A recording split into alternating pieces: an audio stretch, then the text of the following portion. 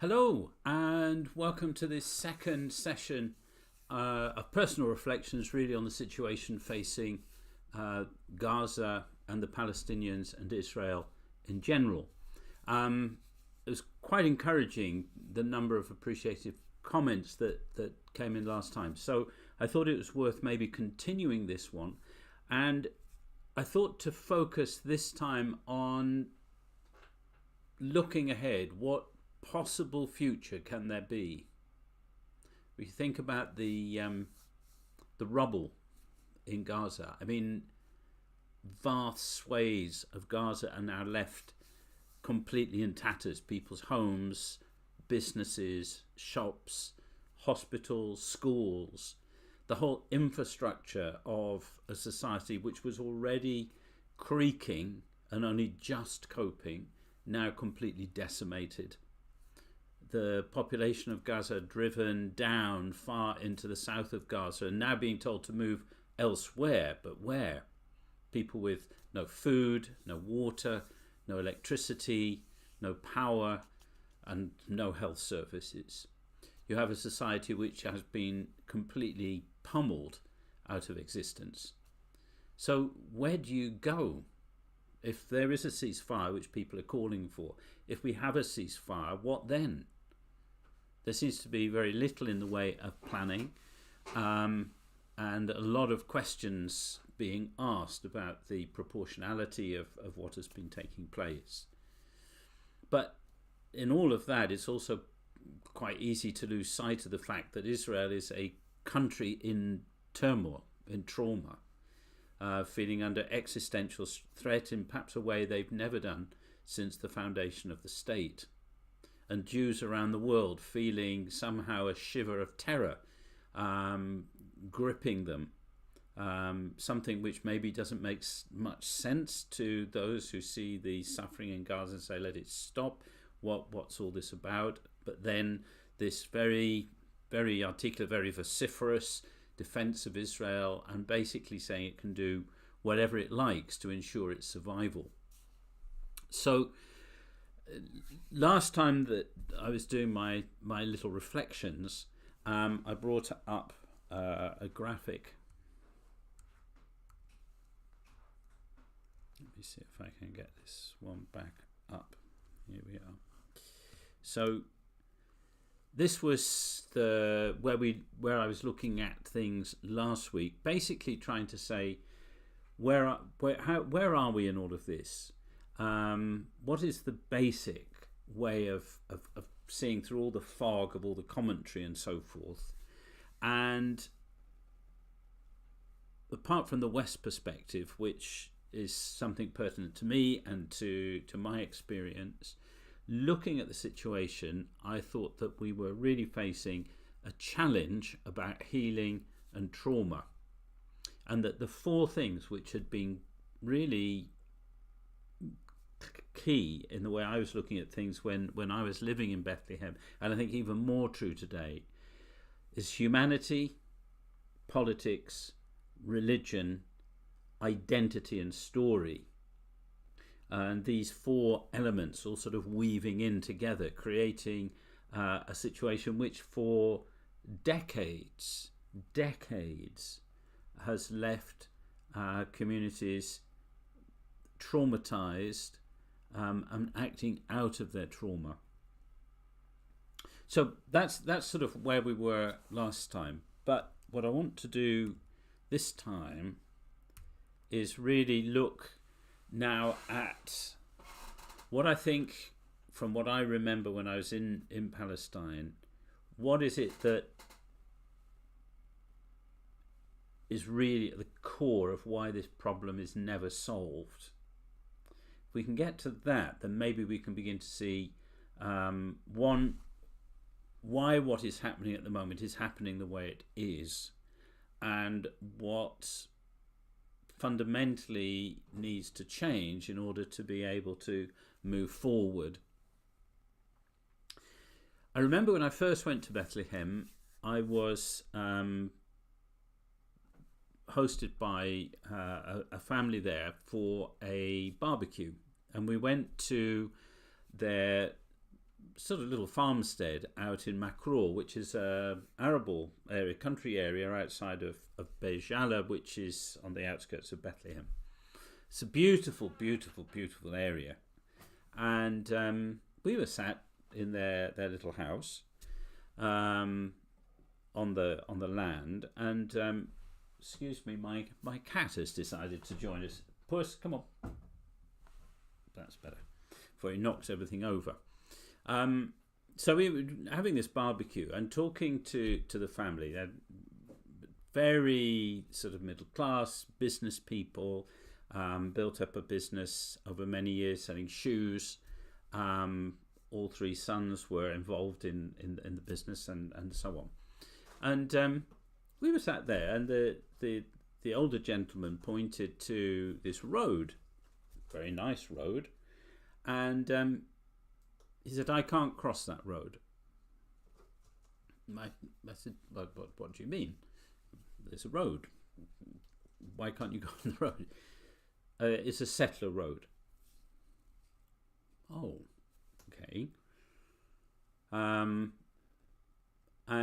then he explained that this road cut right through his property and meant that he had no access to the land on the other side of the road because he couldn't cross the road to get to it.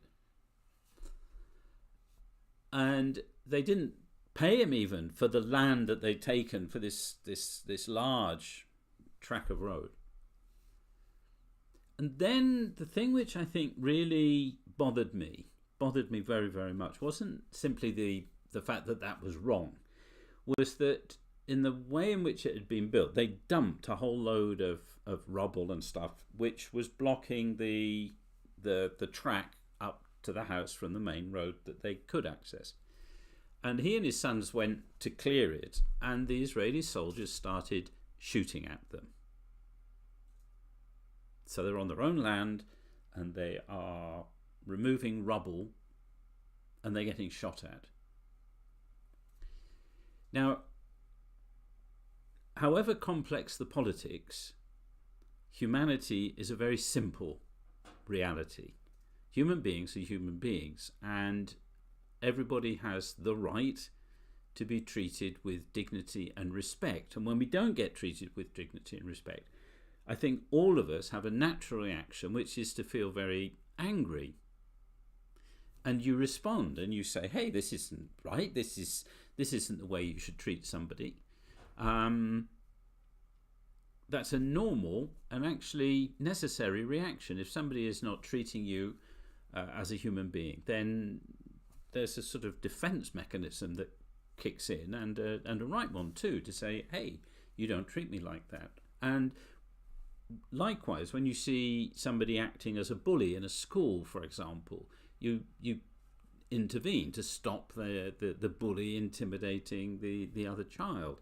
If you're in a supermarket and you find somebody shouting and raving at the assistant who's just doing her job, people intervene. Humanity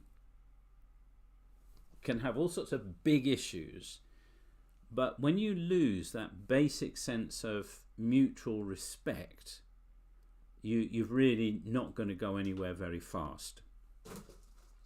And okay, I apologise for the cat. The cat is now doing her best to create mayhem and havoc. So basic humanity, it seems to me, is something that had already been eroded by the time I arrived in Bethlehem. And it wasn't so much at the mega level, but it was the way in which, time and time again, listening to the Palestinians who I was with in the church, how they felt profoundly disrespected every single time they had to interact with the occupying power.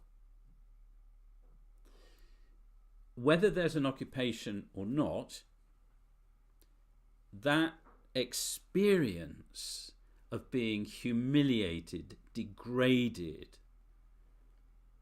is something that's really deep, I think, in the in the heart of why the problem has become so intractable. So the humanization of the problem, or the dehumanization of the other, is also something that goes the other way around. When you have a polarity of people, when you start talking about the other in a way that is somehow not as good as yourself, you are creating these divisions. And Our Lady Who Brings Down Walls is the icon that I painted on the wall was very much a testimony that the wall should come down, because politics is the art of people living together in the city, in the polis, and that art has been lost. When you build that wall, it was basically a surrender to any sort of sense of common humanity, and instead introducing the idea of two separate realities.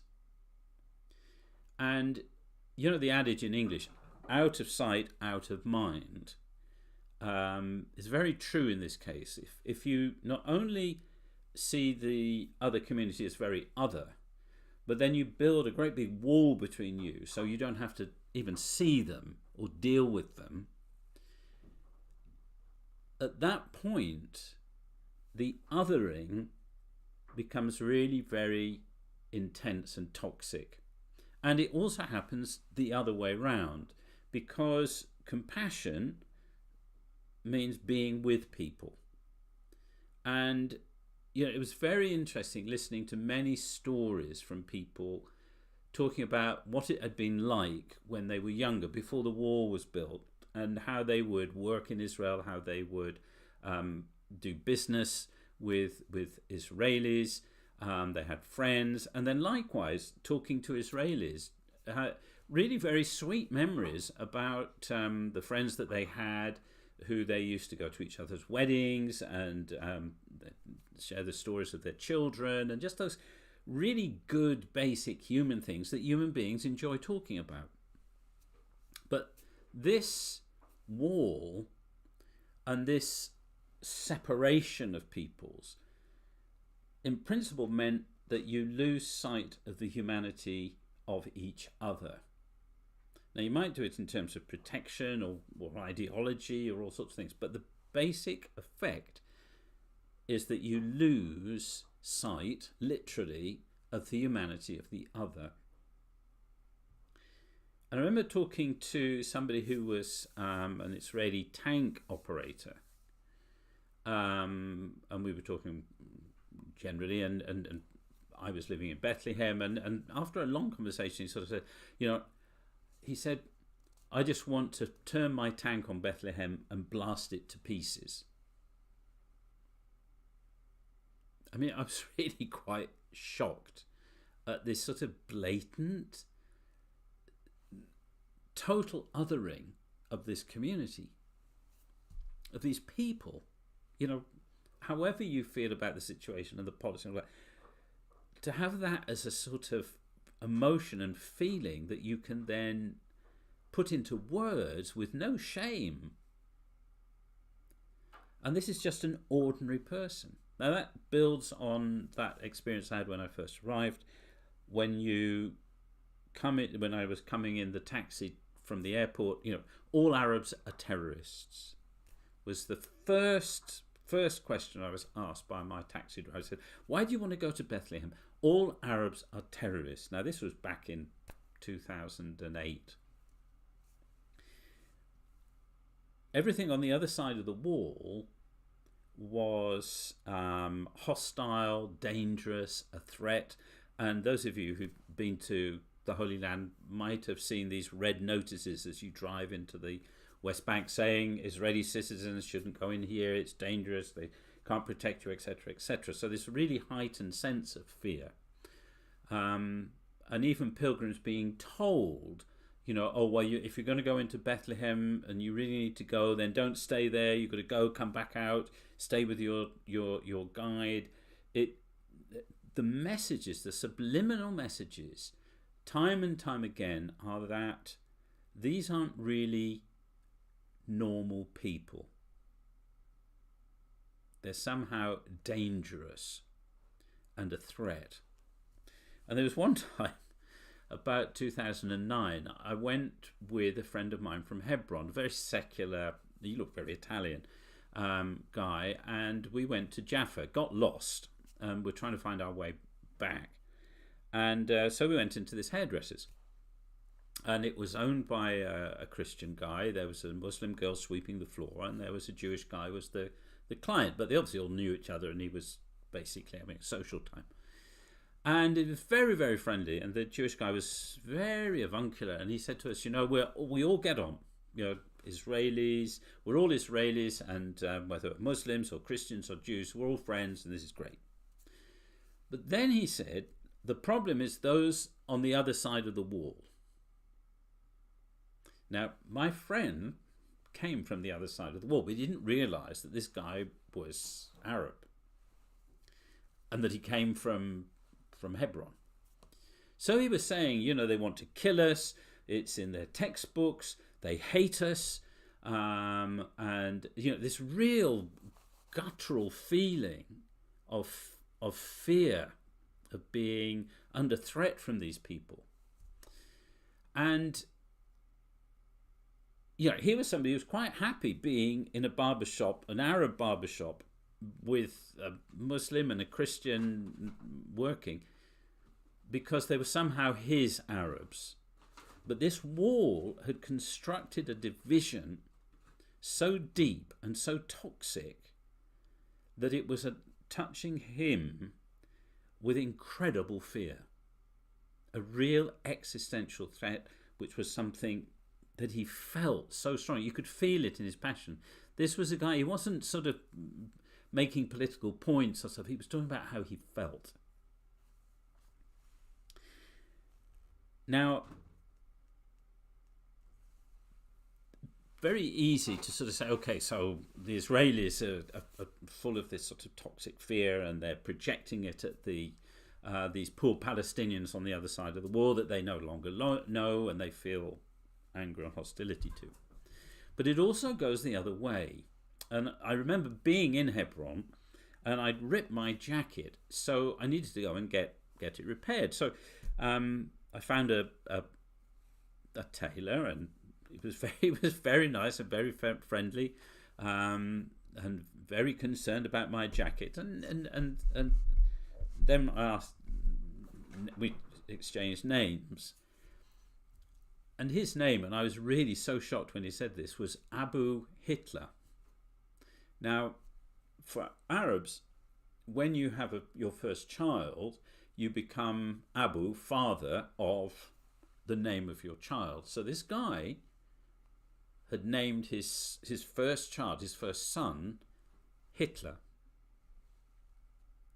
And I was really shocked. I to this day can remember feeling totally disorientated.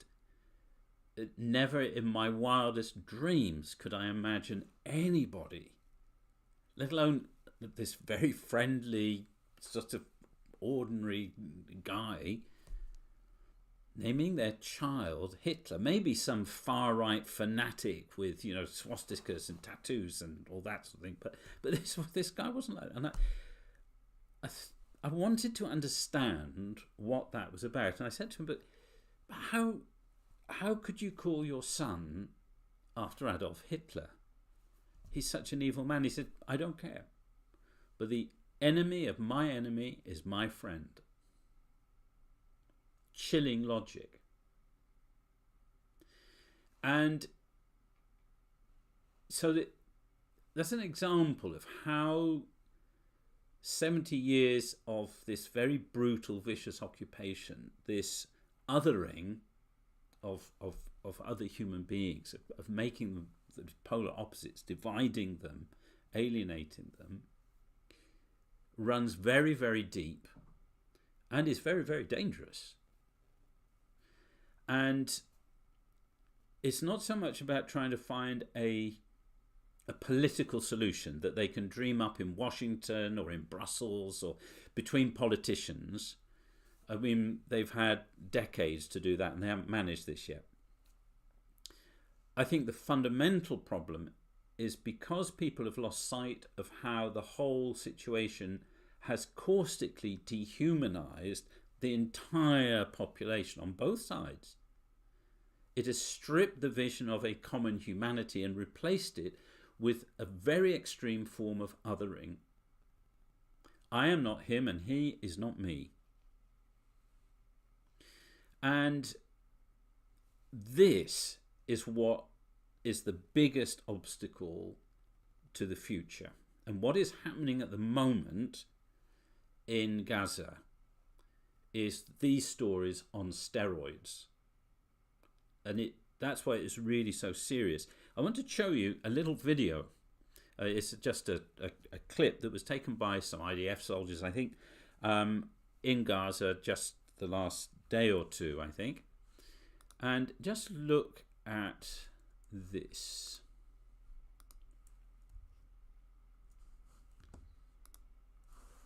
So this is a soldier in a school, and it's an Arab school, and you can see there's a translation of what he's saying there. Look at the way a school being treated with so much disrespect, and it's petty.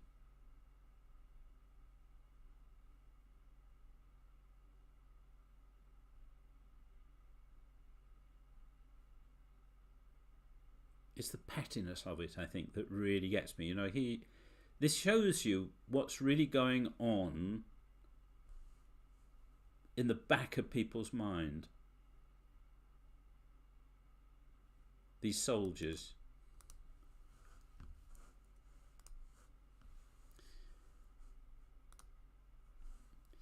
So what I'm talking about, this stream of negativity, of sort of petty viciousness, is like a sort of cesspit, out of which then a whole foul stench is bubbling over.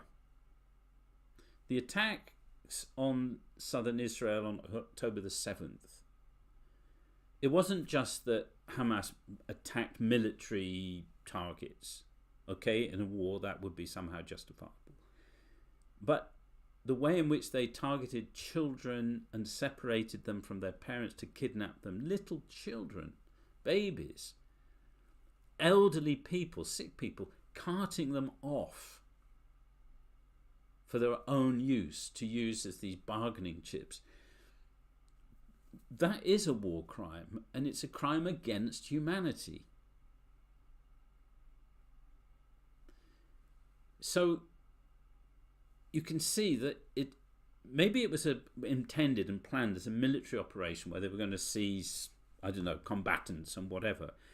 But once you've got the dehumanizing of the other, then also you can't control that, and it becomes something that at any moment bursts out and its toxicity spreads. And you can see that little incident in the video of the of the soldier behaving in such a spiteful, petty way, and again targeting children. This is a school, but his conscience completely blown apart and prepared to sort of indulge in this desecrating. I mean, they've already bombed it, and now they're going to desecrate it by, as it were, parading, rubbing the noses of people in it. This is the level at which this conflict has been being run, certainly since I've known it, so that's like 10, 15 years. And obviously I think much longer if you listen to the stories of people who've lived there. So what do we do about this? How do you manage this? Well, the first thing you've got to say is we need to understand it. Where is this coming from, this dehumanizing of the other? And on this little diagram that I put up here, I think I try to summarize the situation. So from Israel's point of view, there is this existential fear of the other, that they are under some existential threat, that their entire existence is about to be wiped out. And that the other is where that threat is focused. So they're on this other side of this wall. We don't see them. And all the fears that the Jewish community have worldwide is sort of concentrated in Israel, because it's this large concentration of a Jewish population. And it sort of bubbles up as a fear of the other. Something irrational, something that comes out of that trauma that they've lived through. As a state, it others the Palestinians through ideological Zionism. So the settler movement, the sort of compulsion to drive out the Arabs, the Nakba, when half the Arab population was pushed out. Now you see the way in which they're trying to get Egypt to take the population of Gaza into the Sinai Desert. It's this sort of push them out, get rid of them, make them go away. And then I think Israel really suffers from political manipulation. It's a very sophisticated state apparatus, and it is able to control the media in some very subtle ways. It's smoke and mirrors for its own population and indeed for the international consumption. For Palestinians, on the other hand, their trauma is, I think, 70 years of continual humiliation and defeat, politically, militarily, and personally.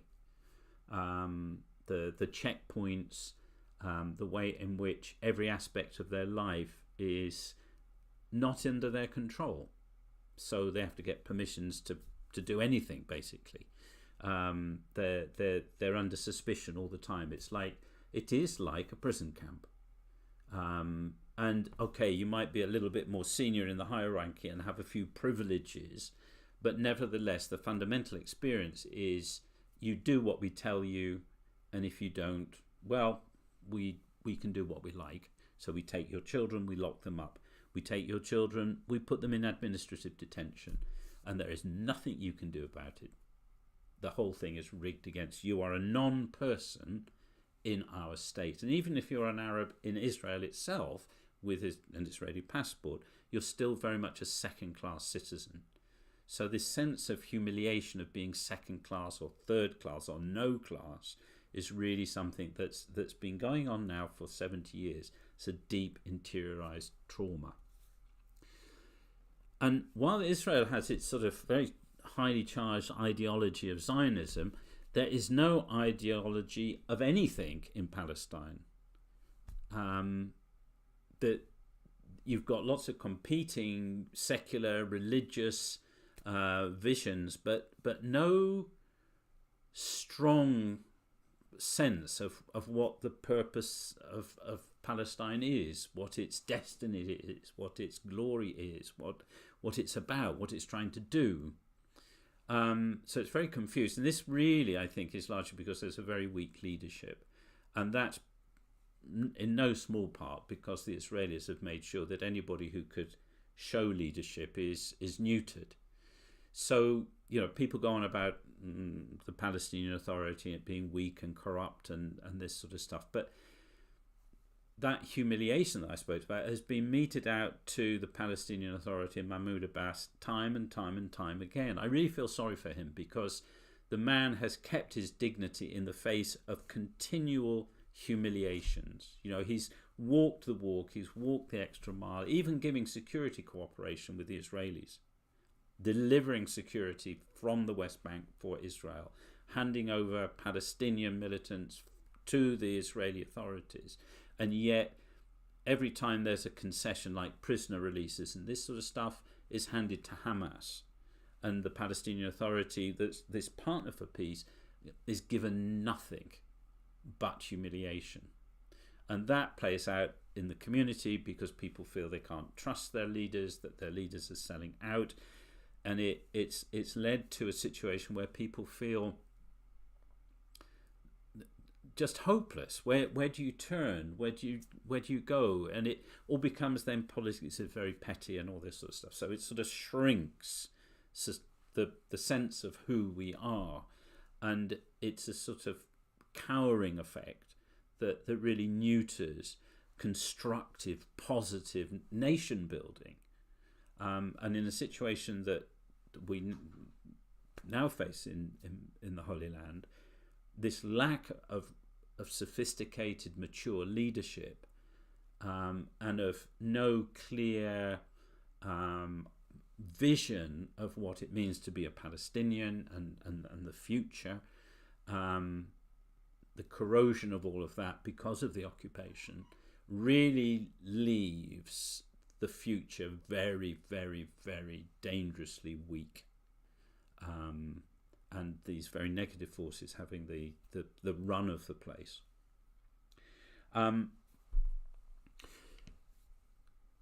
So as a result of this othering, when people talk about peace, they're not talking about peace as say Christians understand it, or when you talk about peace between nations, which is a sort of mutual respect, people living safely within their borders, cooperating freely with trust. It's a peace based on the other doesn't exist. I met a Jewish guy and we had a really very long, powerful conversation. And at one point he sort of closed his eyes and he said, sometimes I just have this dream that I wake up and there are no Arabs. The problem is gone. No, he wasn't wishing ill, really, on Arabs. He didn't want them to be wiped out or anything like that. He just wanted them to be gone. And I think many Palestinians feel exactly the same way about the Jews. Why don't they just go back from where they came from and leave us alone? And let us just live our lives in peace without their harassment and their guns and their checkpoints and their humiliations. Just leave us alone. Leave us in peace. So you have these two communities which have been, and I think deliberately exacerbated in their otherness by what they've been through being directed in political ways. But anyway, that's another story. But the end result that we have now is the complete othering to the point of wanting total dissociation. So rather than talking about building peace, which is how do you enable two peoples to live side by side in this tiny pocket of land with these very limited resources, how do you enable them to live together in mutual dignity? That's all that the Palestinians really want, is their dignity back. They really want their dignity back. The Israelis, because this sort of existential fear of the other is so deeply rooted, and I think because of the trauma of the Shoah and so forth. Bring up this other one here. The source, I think, to move forward, there needs to be an understanding that these two communities really are in trauma and where that trauma comes from. So that that trauma can be understood and contained. I mean, if you've got somebody who's maybe gone through a really desperate, traumatic experience, you know that that's going to live with them for quite a long time, and you've got to be patient with them, but you've got to also make sure that poison doesn't sort of just spill over everything, and you've got to help them to contain it and to not be driven by it and so on, and to get them proper therapy and so forth. If you've got these two communities that have been traumatized at an incredible depth and communally, how do you help these people to contain their trauma, to feel safe enough with their trauma to begin to address it, and create therefore a space which begins to feel safe, that they can begin to see the other in human terms. Though this is making sense, but I think when you're traumatized, it's fight or flight. So, well, I just want them to go away, so flight, or fight, well, they're here and they're not going away, and they're a threat to me, so I have to fight them with any means that I have. So that toxic dynamic, unless that's dealt with, I can't see how there's going to be any meaningful moving forwards. Because, for example, say you have two states, they're still going to hate each other. They're still going to be frightened of each other if that's all you provide. And likewise, if you can't enable them to find a common humanity, how can you find a solution which is going to enable them to work together constructively in whatever framework? Because even if you're in two states, you're still, it's such a small area, it's tiny, and the resources, if you share them, you've got a chance. If everybody's fighting over them all the time, it's all just going to constantly blow up. So you need to do something. There needs to be a humanizing of the other process as the first steps towards finding some form of common accommodation with the other. You can't make an accommodation with the other if it's based on fear and hostility. You can only do it when you get a vision of, actually, this is another human being just like me. So if you look on this rehumanizing the other, the first step has to be you are human. And maybe the thing that needs to start happening from the international community is calling out every single time language which dehumanizes the other. So, for example, when a government minister calls terrorists animals, that is not acceptable in this context of all contexts, because they are human beings in pain, lashing out and hurting you, but they are still fellow human beings. And likewise, seeing the Israelis not as Jews with a sort of pejorative feel to it, but as fellow human beings with feelings, with aspirations, with dignity, and not to, for example, there's this thing about textbooks and what's in textbooks and in schools and this sort of stuff. That shouldn't even be an issue. It should be unequivocally positive, the messages that we give out about our fellow human beings. And at least at an official level, there needs to be an official positivity about the humanity of the other. But it can't be one-sided, because if it's one-sided, it won't work, because it will simply entrench. And when it's one-sided, it's going to be Israel insisting that Palestinians, for example, deal with their textbooks and this sort of stuff, which actually at the end of the day is a minor issue, when every single time you go through a checkpoint, you have an 18-year-old with a gun able to humiliate you, even if it's just a look, if it's the way you're made to wait for hours on end. This sort of thing has to be rooted out. And when you are a state with the apparatus of a state, you have far more than you have as occupied people. I think one of the things which I really do feel very strongly is Israel has the responsibility to put this in order first, because they are the occupying power and they have the power and the resources, for example, to discipline their soldiers. to monitor the way in which people are, the language that people are using, the ways in which, if you've got to detain somebody or you want to investigate whether you feel maybe they're a threat or whatever, not tying them up with plastic tags, putting blindfolds around them and stripping them to their underpants and making them sit in the road in front of everybody for hours. There are ways in which you respect the humanity of another person, and only when you are really, really, really in a situation of real danger do you cut corners on that sort of stuff.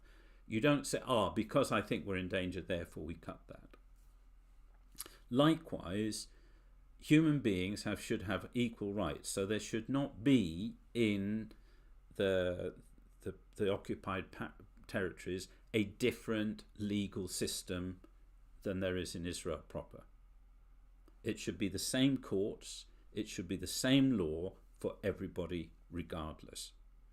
And you can't build a just peace unless you have an equal system of justice which applies to everybody, because if you have an equal system of justice, then you've got a channel for people's arguments. If you don't have that, you end up with people getting very, very angry and frustrated, and they will make a big bang, even with a bomb, to make you stop and realize they are there. So if you want to take the pressure out, you have to create a system whereby you're equal under the law. And this is also true then of how you police communities. And one of the things I saw time and time again, and it's heartbreaking, was you would have, say, settlers, again, say in Hebron or around Bethlehem, taunting. You walk, there's a street in Hebron, you walk, and the Jewish settlers would take bottles of urine and pour it over people walking along, the Arabs walking along that street. And the soldiers would protect those communities from any sort of retaliation, but they wouldn't protect the occupied citizens from that sort of attack and that sort of degrading attack. So you need a military or a police force which defends everybody regardless of who they are. You can't have a justice system which is just, which is only for one group, and to protect them when they are decimating, desecrating and violating ordinary people's lives. So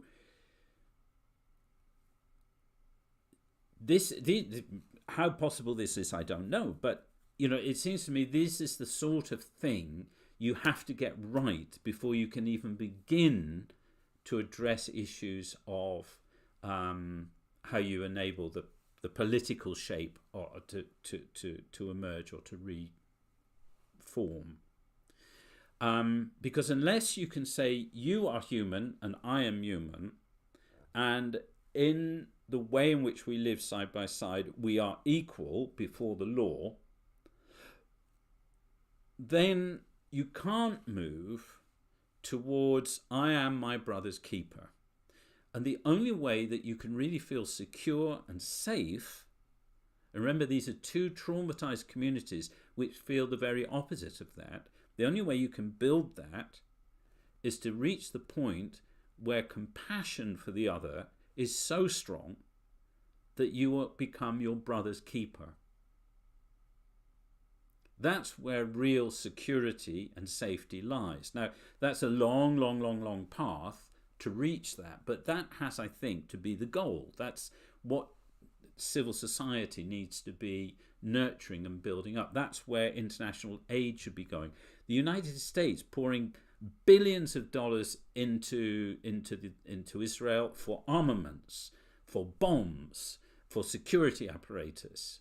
It should be pouring billions into building equality, building societies where people feel safe with the other, and putting their resources into challenging the occupying power to do that, and it's got to start with the occupying power, because they are the ones who have the power.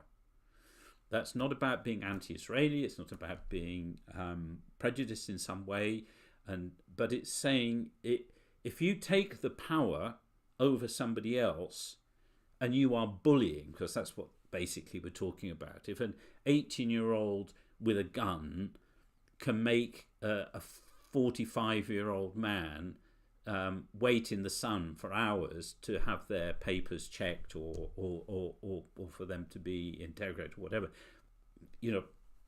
that's the sort of thing that cannot happen if you want to create a peace where people live side by side. But the problem, I think, is Israel has no intention for that sort of peace. It wants a peace where it can do what it wants without interference.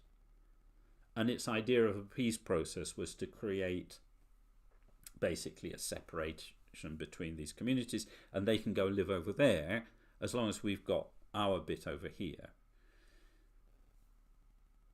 But that can't work, because it's not based on a mutual respect. It's as long as I can get rid of the problem long enough, then I can feel at peace, and we can gradually sort things out. I think it was cutting corners. It was aspirational in some ways, but I think it was cutting corners. And the real work has to be at this level of rehumanizing the image of the other. And so finally, really, that sort of my little reflections on where things need to go in future, in terms of where the problem is, where we are today. What's happening in Gaza is the very opposite. What happened with the attacks in southern Israel by Hamas and the terrorism that took place, the bombing of hospitals, children on the scale of tens of thousands, the maiming, the hospitals, and all this sort of stuff is really an intensification of all that's been bad already. And my only hope is that because the nature of evil is to overreach itself, this is now so bad that enough people, both within Israel, within Palestine, and especially in the West, which has so much influence on Israel, to actually say, this is beyond crazy. This has to be sorted out. It's not enough just not to be bombing Gaza tomorrow. This can never, ever happen again. So the same response at the end of the Holocaust, never again, that needs to be the cry of humanity after what we have witnessed for the last month, is never again. So that brings me to the end of my comments, such as they're worth. I'm not sure if people can leave comments or something somewhere, and I need to just see if anybody has left a comment, and I don't think so. I'm not sure if I had to do something to enable that, but anyway, hopefully afterwards there'll be the opportunity for people to leave some comments and maybe have a little conversation, maybe on Facebook or maybe on YouTube. But thanks for your patience, and maybe we'll have a conversation that will develop out of this. So God bless you all. Let's not lose sight of our humanity and the courage to actually see the image of God in each other, and the vision of a peace which is about being my brother's keeper. God bless.